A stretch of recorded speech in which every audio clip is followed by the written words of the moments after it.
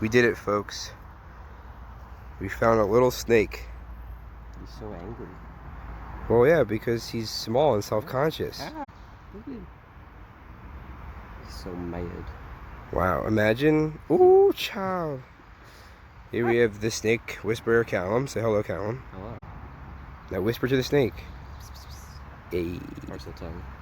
He's so Oh, mad. he big mad. Oh, big fella. So handsome. Welcome back to another episode of Calum and Danny Save the World. Who are you? I'm Danny. I'm pretty sure, yeah. You're Calum. I'm Calum. And this is Earth Day. Today's Earth Day. So when you see this, it will be a week after Earth Day. Yeah. And we were a little skeptical this morning going out. Weather wasn't super great, but Calum texted me late last night, and he was like, tomorrow's Earth Day, and if we don't go out and flip some rocks and hug some trees, I'm gonna go nuts. I'm gonna end everything. I'm gonna end the friendship. I would have canceled it right then and there. End the show. Delete the channel. So I said, all right, Calum, we'll go out. We'll go out for Earth Day. It's not super great weather, and no one will know if it's actually Earth Day. But we did it, and we actually had we found a lot of cool stuff. This is after everything, because that's the theme. That's how I kind of do this. It's fine. We had a really successful day. A lot of cool stuff coming your way. I just rapped. Wow, that's pretty good. Wow, look at me. Wow. As we jump right in, is there anything that you wanted to say? I mean, you have a really nice spiel that will on for Earth Day that will be seen. Yeah, so I talk about it later in the episode, but I had a whole thing about Earth Day, and it's really nice, really theatrical. I don't know if the video picked up any of the stuff going on in the background. We hired dancers and stuff. That's true. Yeah, it's very exciting. Stay tuned for that. Yeah, you might not find them in the final cut though. Yeah, big waste of money. A lot of editing going on. Yeah. But yeah, Earth Day is like Danny said. Didn't think it would be a great day, but it turned out to be really nice. I guess all the animals also were aware that it was Earth Day. Sure, they do. Come hang out and party. But yeah, I have a lot of fun messages about Earth Day and what you can do to help protect the Earth in your own special way. Like smashing that subscribe button. Wow, a real professional shameless YouTuber. plug. Yeah, it's all about me. It is. I'm just here for a pretty face. But yeah, so stay tuned for all those messages, and I hope you guys had a good Earth Day when it actually happened. You did something positive for the environment, but it doesn't have to be just Earth Day. You can do it any day. You know, it'll be a nice little thing. It'll be nice. Yeah. So Calum, one more question real quick. Sure. What is your favorite podcast? Ooh, so I know I had a different answer before, but actually now, my favorite podcast is D4 in Theory, which is still not my podcast. I was just featured on it, my friend Dan, on pretty much anything, Apple Podcast or Podbean, Spotify. You've been on my podcast too. You have a podcast? So, we got our first find of the day, a little redback salamander. First find of Earth Day, I might add. First find of Earth Day. It is Earth Day today, so wanted to come out here and enjoy the Earth. I like see this what place. we could find. But yeah, it's a nice little example of a redback salamander. Seen these before. Again, plethodontid salamanders. They don't have any lungs. And all also, over the place. Interesting thing that I didn't mention before with plethodontid salamanders is they have, unlike many salamanders that go through multiple stages of life, egg, larva, and then adult, these types of salamanders have direct development, meaning those tiny ones we saw in the first episode, you know, they start out just like that. They don't go through a larva stage. So that's pretty interesting. But yeah, we're out here today, and although it's not a great day for seeing stuff, it's a little cold, it's a little windy, I knew that we would be able to find salamanders, so that's our goal today, is to find a bunch of different species. So stick around, people. It's another salamander episode. That's right. But it's good because, you know, put this guy back while I put this rock back. God, you are so strong. Look at that. I'm not even going to help you. Oh my God. Are a really interesting group of animals. They're amphibians, so they are environmental indicator species, meaning if they're not around, then we know that the environment is not terribly good. Just like frogs and other amphibians.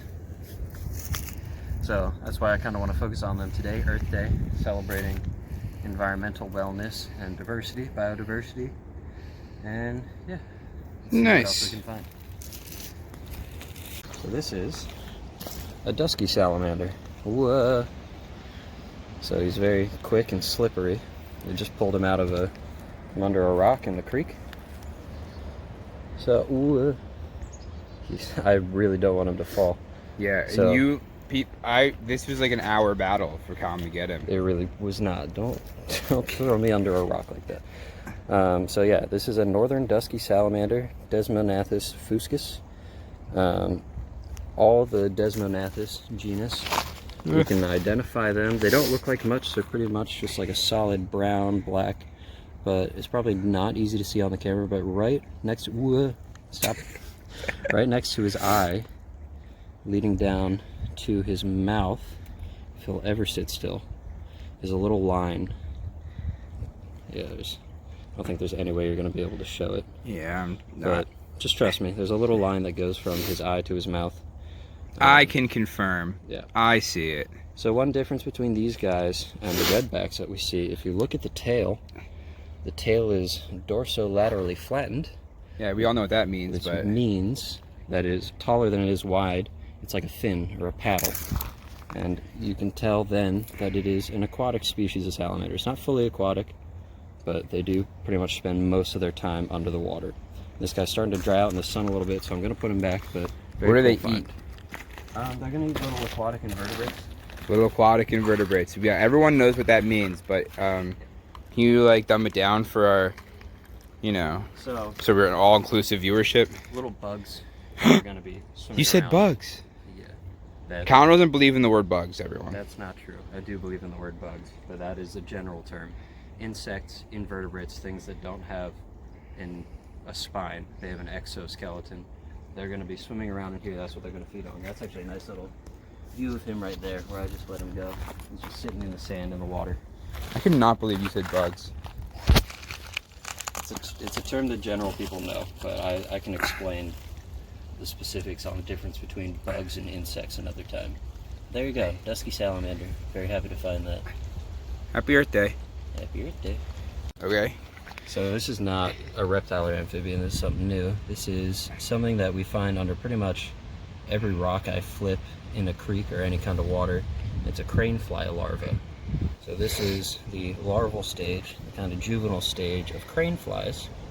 And you might not know craneflies from the name, but they are what most people consider big mosquitoes. Oh. So in the summer and spring, if you ever see those really big looking mosquito things, those are not mosquitoes. They are crane flies, and this is what they look like. Why is it so once they come out of the big? egg. I mean, crane flies are pretty large in themselves, but they become really kind of long and spindly. Huh. But, yeah, fun fact, those are not big mosquitoes. So there we go. In this little, I don't know where we are. We're like underground right now. We mined to get here. We are in a creek that has been carved away by erosion. It's a nice little habitat to be looking through. Is that what they eat in The Lion King? Is that grub? It is it is a type of grub, but Wow. it is not what they're eating in the Lion King. So the standard viewer will definitely know that from his performance in The Lion King. Yeah, he was in a lot of really good movies, such as The Lion King. Big fan. Okay, so we got our other little creek species here. A lot nicer of coloration than the Duskies. No offense, Duskies. I cannot believe you just said that. It was so rude. This is a northern two-line salamander, Eurysea bislineata. You can tell from the Latin name, species name, bislineata, two-line. Yeah, you can definitely tell that. Everyone knows that. I'm teaching them. Let me teach. So yeah, this is a really cool little salamander species. I love their bright yellow coloration. The two lines come from, there's two lines going down the side of their body on either side of that yellow patch that goes down the middle. But yeah, another one of the really common creek species that you'll find around here, also very slippery. So if you go in your local creek, Depending on where you live in the world. no, everyone. Yeah, so if you live in the north, east coast of the United States, this is a very common species, a northern two-line salamander. Very cool. Yeah. So I'll let him go now.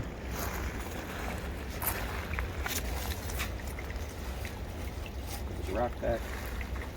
And there you go.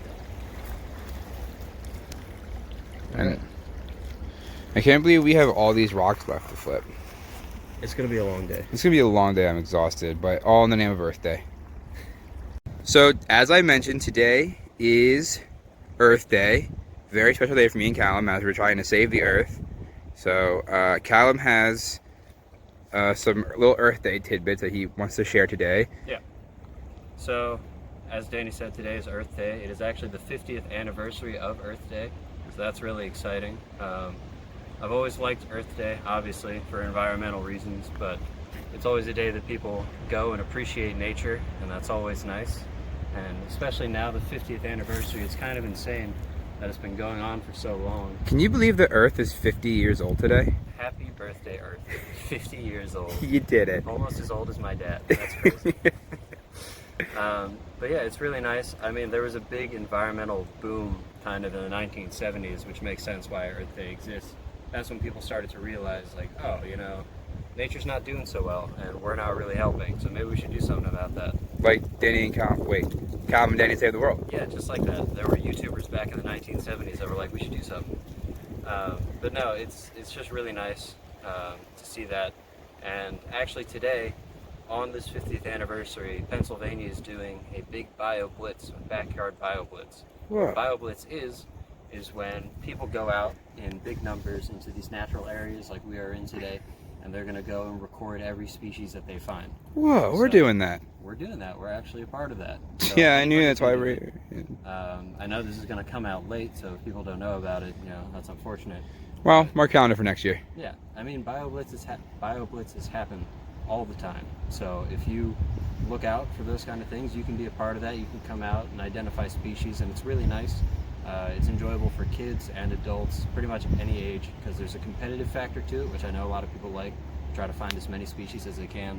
And it's really useful for scientists, because studies have been done showing that bioblitzes and natural surveys have pretty much the same amount of results of finding species and finding useful information as if an expert was coming out here on their own and doing the study for a couple weeks. So if you want to be a part of something like that, definitely look out for it. And if you're out here today, then hope we see each other finding some animals.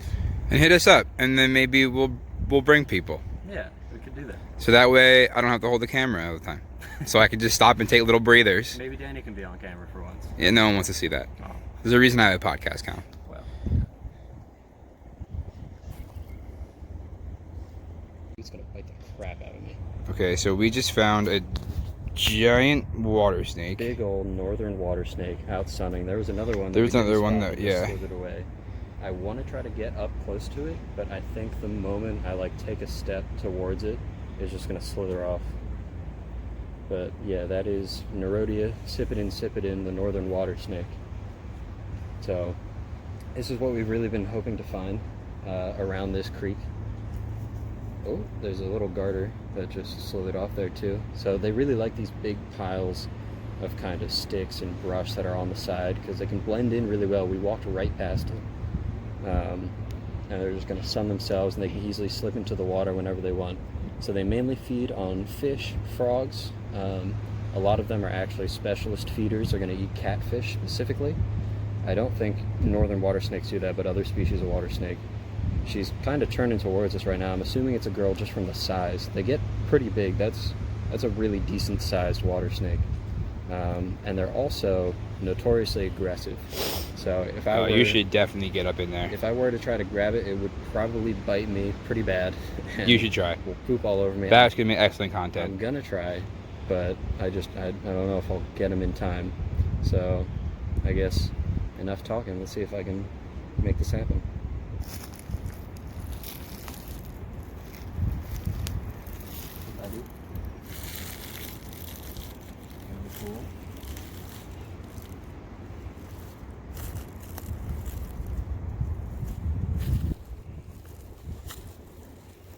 Ah, so sad. Well, that was a water snake of sorts. A northern water snake. You can see one poking its head up over there. Oh yeah, let's see if I can get that. You can come a little closer, zoom in. I got him right here. Can you see the banding going down the back of him? See, this, everyone, Calum is making me get even closer to this now. This is not in my contract. So I don't know if you can see it on camera. Oh yeah, I don't know if we would get that. Oh yeah, you can. Along its neck and back, so that's kind of the signature of water snakes, is they have that stripy pattern. Northern water snakes, that is. It's pretty sweet. Some of them have a really nice, like, bright coloration, kind of a reddish brown with tan in between. The one that was sitting up here was kind of dark, so couldn't really see any of that. It looked more like a solid, like, black. Do they eat other snakes? These ones do not eat other snakes. They eat fish, frogs. Are there fish in here? Yeah, there's fish in here. I don't buy it. But yeah, that's really cool that we could see them. That is really cool. I wish I could have got my hands on them for you, but we'll have more chances. Yeah, that was, you really let us down on that one. I'm doing my best. You really let the world I am down. doing my darndest. All right. So these are ones that, even though we encourage everyone to go out and explore, maybe don't manhandle these ones. Recommend. I mean, I wouldn't recommend trying to. I wouldn't grab anything. But if you're interested in snakes and you want to get up close and personal with them, just be careful around these guys because they will really mess you up. Though it would have made for great content. It would have been very entertaining. And maybe I will still try that would be like a pay-per-view type thing. I have Calum wrestle a snake. It might be later in this episode, honestly. If they're out and about, I might be able to get my hands on one. So I guess stay tuned. Stay tuned. Still for me. So what have you found for us? I have he's moving around a lot. I have a long-tailed salamander. Ooh. And this is just a baby. They get like at least twice the size of this. But they are very slippery. Not easy to get your hands on. It's true, you're just like digging around. Yeah, I've been digging around in this little... It's not even Earth Day anymore, that's how long it took you. The mouth of this spring for a while. It used to be a lot nicer of a habitat. It's been covered up a bit because it runs across a path. This is what we are. Yeah. This is where we are now. This is the kind of habitat that you might find them in. So they're sitting under these rocks in the mouth of this little spring. And normally you'd find a ton of them. I only found this little baby, but it's good to know that they're still here in this habitat at least. So how big will that get? Like I said, it'll get like at least twice as big as this. And they're a beautiful little salamander. So like I was telling Danny earlier, this is Uricea longicauda. Obviously. So long tail, longicauda. So they're in the same genus as the two lines that we found before. And we found a few two lines in here while looking for this one. Because they basically just look like bigger two lines and a little more colorful. They got more of that bright yellow coloration on them, but all the way around their body. It's one of my favorite salamanders. They're just so cool. You find them a lot in rock piles as well, near creeks. They're a cool little guy. I just know that this is a spot that they like to hang out in. So I'm going to let him go back after I put all of his rocks back. But thank you for coming out for us today. He's poking his little head out now. Yeah, you're going to be a star. You're going to be everyone's favorite. I just know it.